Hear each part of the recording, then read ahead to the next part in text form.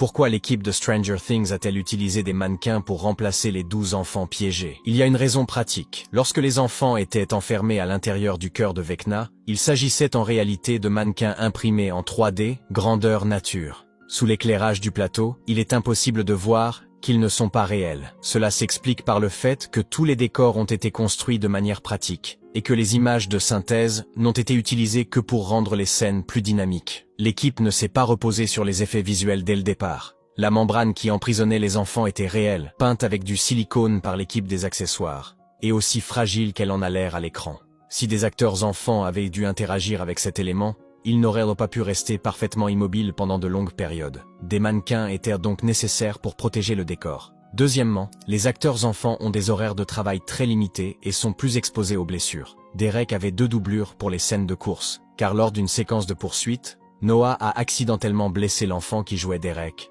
ce qui l'a laissé très culpabilisé. Troisièmement, l'âge réel des acteurs enfants est souvent bien supérieur à celui de leurs personnages. Par exemple, Polly avait 14 ans dans la vraie vie et devait porter des salopettes trop grandes pour dissimuler sa silhouette. L'utilisation de mannequins permettait d'ajuster l'apparence afin de mieux correspondre à l'âge des personnages.